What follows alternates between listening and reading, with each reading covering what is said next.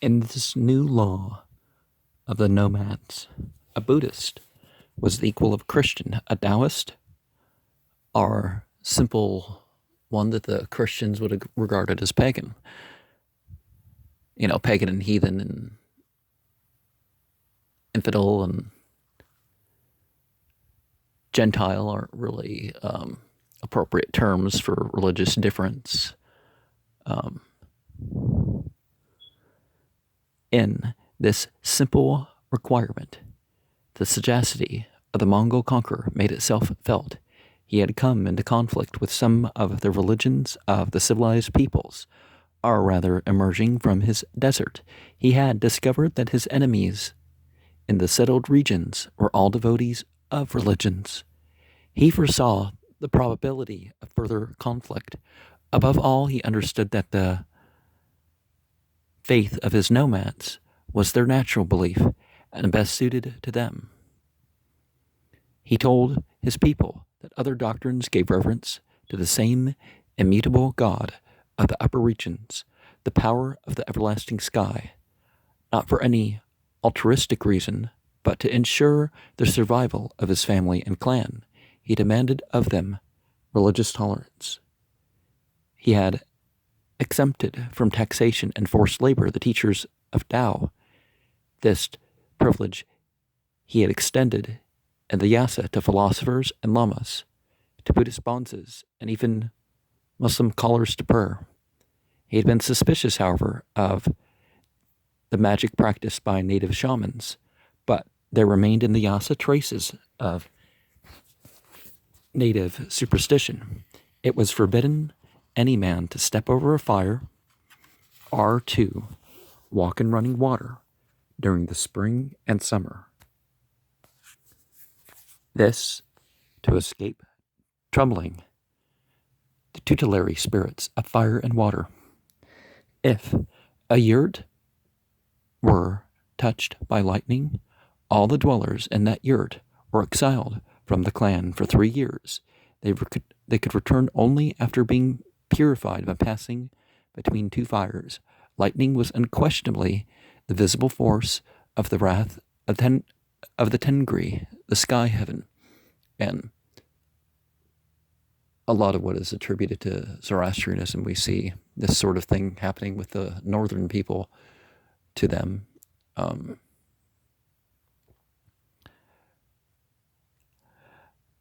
Yasa imposed the death penalty for disobedience to an order for any attempt of a lesser man to use the authority that belonged to the Khakan alone, and for evidence of quarreling, even for spying upon another man or taking sides with one of 2 who were disputing together. This put an end to the ancient feuds of the nomads who had maintained a state of tribal warfare for centuries.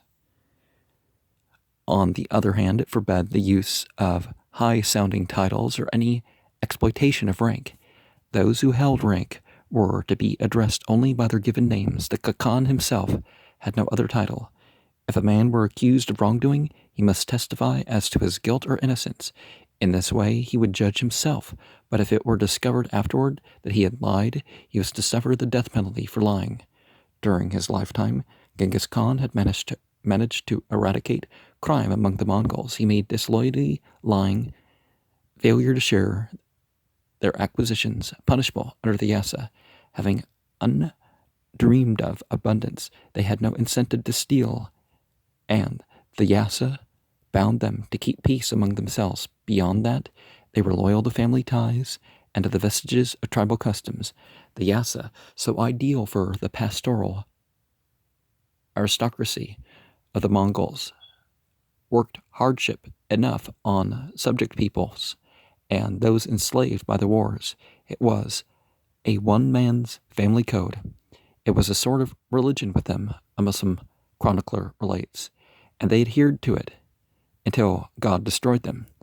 The one thing Genghis Khan had not foreseen was that the Mongols would change their nomadic life, nor had he allowed for the effect of education on a simple people. He had thought, it appears, that they would learn and still remain nomads.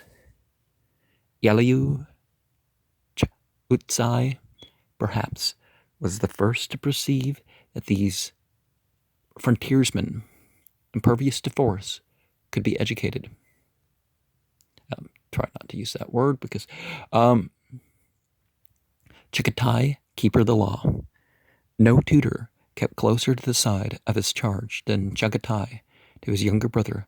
The Khan, Kuriltai's zeal for enforcing the letter of the Yasa annoyed Ogadai, who had an idea that all ranks of his people, women and captives included, were entitled to share in the new prosperity of his reign. Once, when the two brothers were riding back to the Ordu, they observed a Muslim, hence a subject, not entitled to Mongol privileges, standing in a stream making ablutions before a spur, a palpable infringement of the Asa, polluting running water in the stream. Well, going to wash up in the stream is not, that's quite a stretch. And Kuriltai disliked Muslimin. He said the offender should be killed. Ogadai saw that the Muslim was a poor sort and harmless. The Khakan dismounted to examine the water and slipped a bar of silver into it unnoticed. He then said to the impatient wild horse that the culprit had better appear before the throne of the Khakan the next day for judgment. Was not that the thing to do? Say, he whispered to the Muslim, that you lost a balash of silver in the stream, and you were hunting for it. At the next day's hearing, the Muslim gave his testimony as Ogadai had prompted him. The Khakan sent officers out to the stream to verify his words. They returned with the bar of silver, and Ogadai argued that the culprit, being poor, had a right to go into the water for his silver, and, pleased with his conniving, he gave the Muslim 10 balashes more. Kuriltai could enforce the law against himself without mercy. Once, when he and Ogadai were both drunk, they mounted horses to ride over the prairie, their attendants trailing after them. As they rode, Kuriltai had an impulse to match his mount against his brother's, and he challenged Ogadai, who accepted promptly. Ogadai lost the race. That evening in his ordo, Kuriltai, whose head had cleared by then, began to reflect that he had challenged the Khakan of the world to a contest, and had bettered him at it.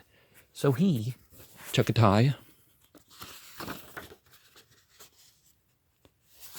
had lacked respect for his Khakan, and by coming in first, he had slighted the dignity of his brother.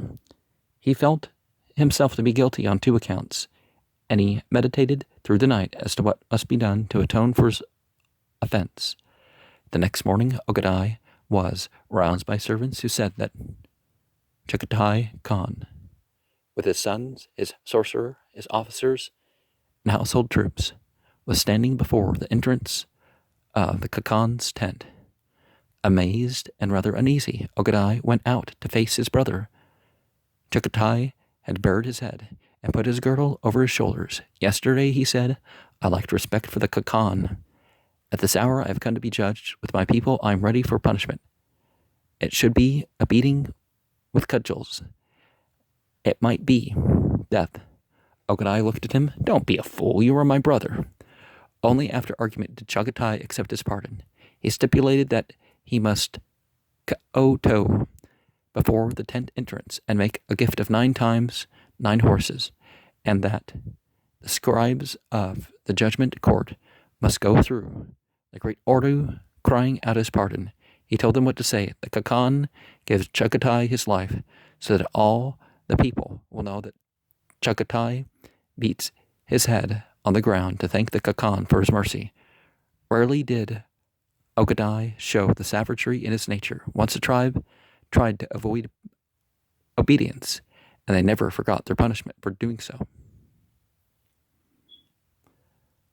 The Oirats, the wood people, one of the first to be taken under the Mongol yoke, heard that the Khakan intended to marry their young women off to the men of another tribe.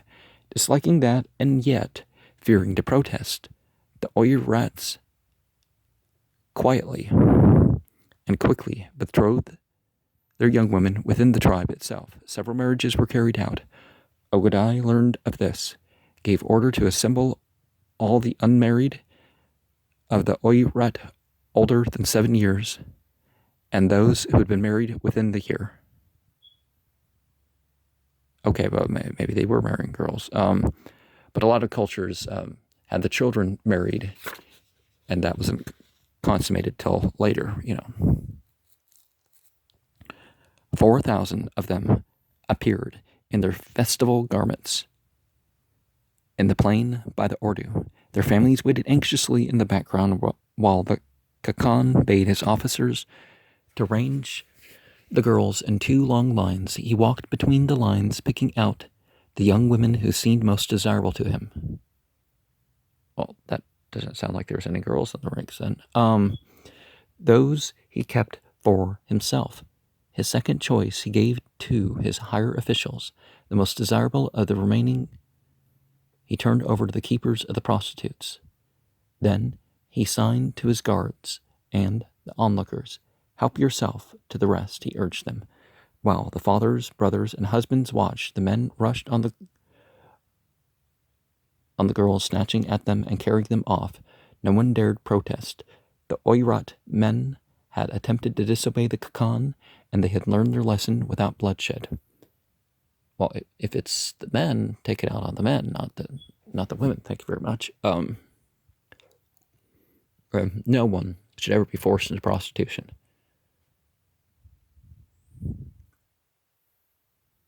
Or forced marriage or any of that. Tarakina, his empress, was the first to suggest that Ogadai might live in more splendor. Other kings of the earth, she pointed out, had palaces with tiled flooring and perfumed sleeping chambers, while Ogadai, the Kakan, continued to dwell in the tents of his ancestors as if he were still a keeper of herds. Ogadai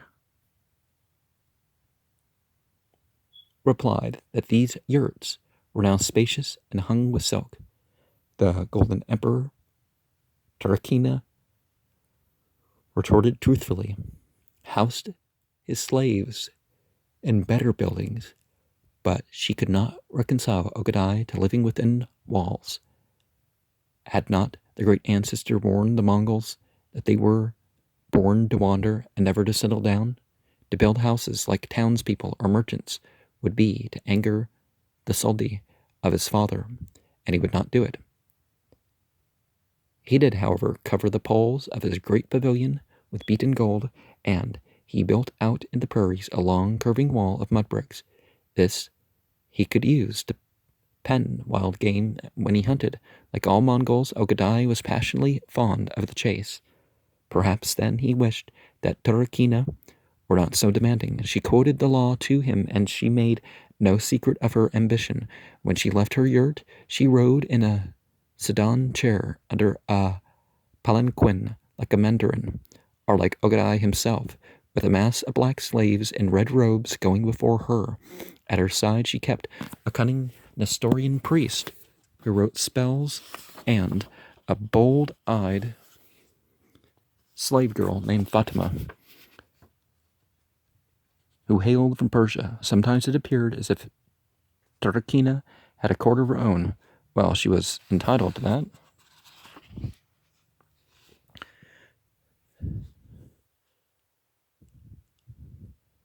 Tului's wife, on the other hand, used the newest importations from Cathay to make herself comely. Like smooth jade, she gleamed when she rode out at the left hand of her redoubtable husband. Always she spoke in a low tone, approving what Tului and Ogadai did, and she did not cease from taking heed of their comfort. Ogadai found it pleasant to watch See Your Kuktiti and listened to her, the downfall of the kin. Meanwhile, Ogadai went to war. He might have remained in the great Ordu on the ancestral grazing lands. Tului urged him to do so, saying that the new Khan should sit in the center of his dominion, ordering all things, while he, Tului, and the Mongol Noyons carried on the work of conquest for him as Genghis Khan had planned. This Ogadai would not do. He preferred the comfort of a throne seat to a saddle, but in the saddle he meant to be. Before the first Kuriltai was dismissed, the Mongols had made their plans for a further thrust against the civilized powers. Tului burned with anxiety to be in the field, while the veteran commanders only waited for the order to start back to the frontiers. Some were found who argued that they already possessed grazing lands enough to last the nomads for untold generations. They had penetrated to the great ocean, the Pacific. They had conquered the West for 100 marches, about 3,300 miles, and in the south they had come to the great snowy mountains, the Hindu Kush. Their outposts held the edge of the sea of the Ravens, the Caspian. They had demolished the great cities in their path, tearing down the walls, so that in many places they could graze their horses there. They had broken the armies of the civilized peoples so far, and slain masses of the town dwellers. Other multitudes had become their slaves, to tend their herds and to do hand labor for them. They had enough, so argued the Chinese counselors and the Uyghurs. Say the Uyghurs can't be on the same side as the Chinese. Moreover, said they, the great ancestor had reined his horse back at the snowy mountains, and he had summoned back the two Orluks, the eagles, from the steppes of Russia. He had not commanded them to go on further conquests, but to make certain of what they now held, as far as the hooves of the Mongol ponies had trod. Why should they go further? To these hesitators one made answer, who had taken no part in the election or festivities. Subotai Bahadur, the surviving Orluk, eagle of Genghis Khan. Subotai, whose cunning had brought ceaseless victories to the Mongols. He was a Mongol of the older type, of the reindeer people, silent, insatiable, and remorseless, and he spoke for the elder Mongol Noyons and the commanders of the victorious army. He said that their work was not yet done. While enemies existed with unbroken strength in the world, the Mongol dominion was not secure. In the far corner of Cathay by the sea, he reminded them the Golden Emperor still lived in his citadel, and beyond to the south lay the empire of the ancient China, still untouched, while under the setting sun, he declared, dwelt warlike barbarians who mocked at the Mongol name, Russians and other Christians of that far peninsula, Europe. He himself had entered their lands only to be recalled by Genghis Khan. But now he, Subotai, would not turn back until he had crossed the Danube River and conquered the West. Subotai spoke with authority, and the Mongols assented to his words. Ogadai gave him a princess of the Golden Family to wife, and appointed him to go with Tului against the kin. But more than any argument was the instinct that drove these Mongols toward the south and the warmth of the sun. They had been weaned in the wind-swept steppes and the fir forest of Sibir. These Mongols, Orlats, Taijuts, Tatars, Oirats, and Urianguts.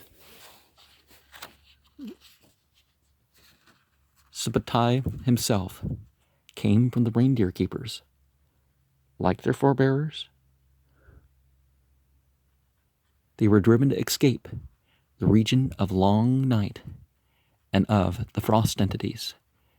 They wanted to leave behind them the homeland where the wild birds cried and the black basalt rocks, shaped by demon hands, rose out of the plain.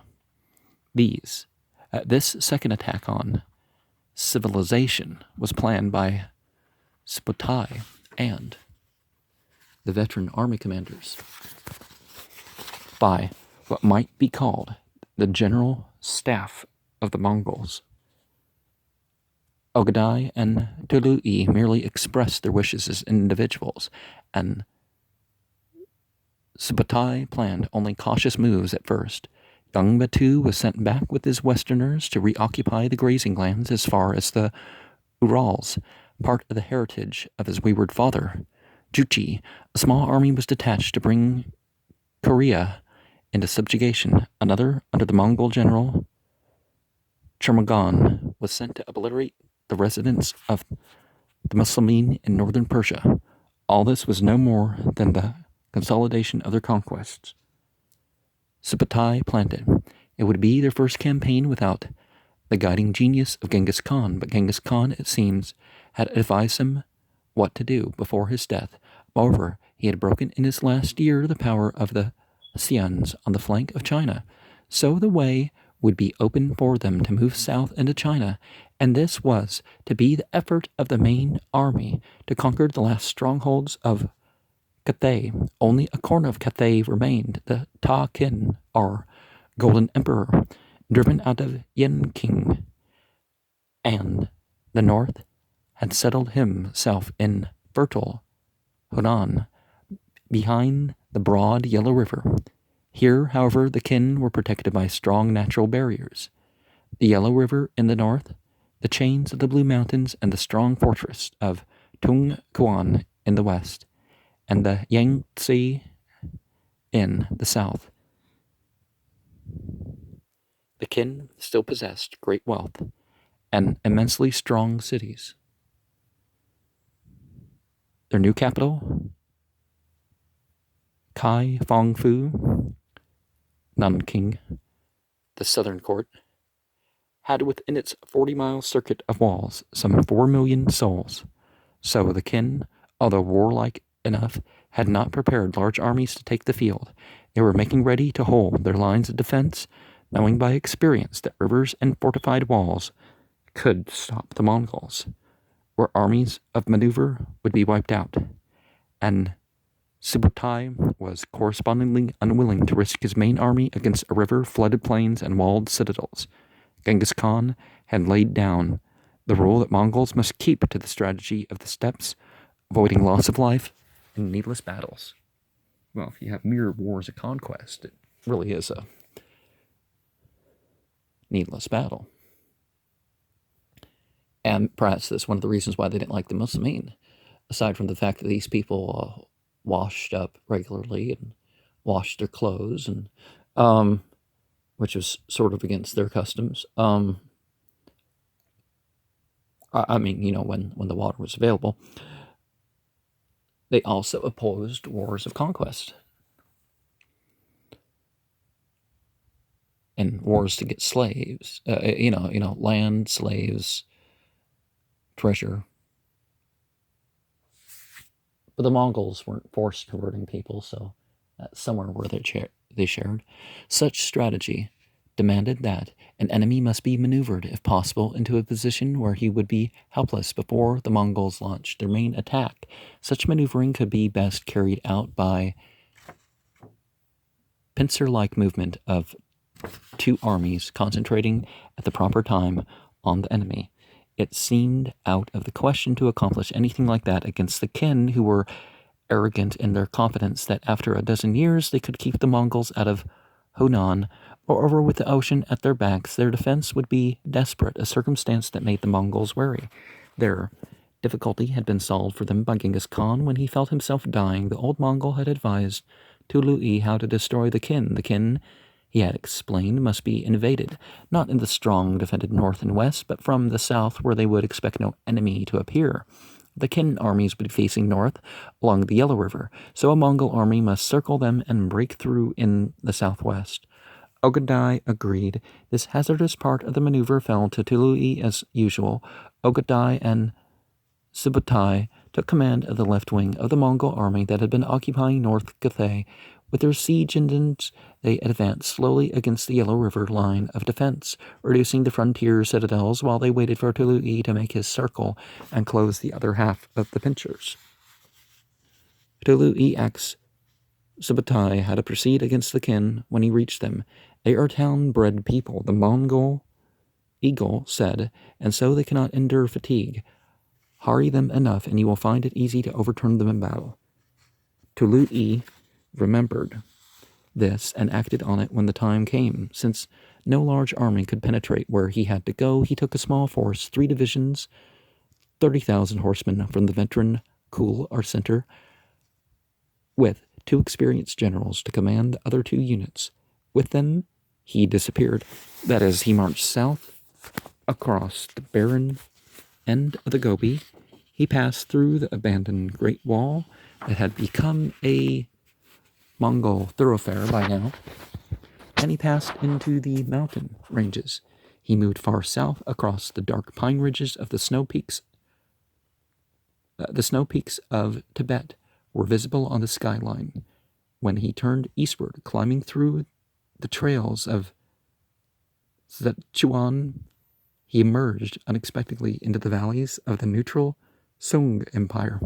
Moving rapidly now, he crossed the upper Wai. Gaining the consent of the Sung powers to make the march that he had already made, he turned north, threading through highlands where no armies had maneuvered before them. North to them was like the land of the dead, right? Well, I mean, that's the direction they would face when invoking the ancestors. No one had opposed him because no one had expected him to appear from this point of the compass. Now the Qin generals hurried south to meet him with their main forces. It was autumn, the cold severe. Tului's mounted divisions had been thinned by the severe march. He withdrew promptly, separating his divisions, and the Qin armies climbed after him, reporting to the court at Nanking that they had gained a victory, but Tului seized their baggage trains and maneuvered into higher and still more difficult ground. Winter storms swept both armies, the Mongols protected by their felt capes, enduring better than the hard-driven Qin. Supplies failed, and the masses of men were near the starvation point. The Mongols ate flesh from dead horses and human bodies. From the heights, they made sudden attacks on the nearly exhausted enemy. The great numbers of the Qin could not protect them against such cavalry thrust in broken country. Meanwhile, Ogadai and Subutai had crossed the line of the Yellow River in the north. The garrisons of the Qin cities were mustered to face this new danger, while the main army was recalled hastily. It could not free itself, however, from Tului's incessant attacks, and its withdrawal became a hurried retreat. Tului had carried out Subutai's suggestion brilliantly. On the northern front, the Qin commanders tried to cut the dikes of the river to flood the country around Nanking, but Subutai's advancing detachments reached the dikes first and stopped the flooding. His forces drove the Cathayans back toward their capital. The surviving portions of the main army of the Qin survived almost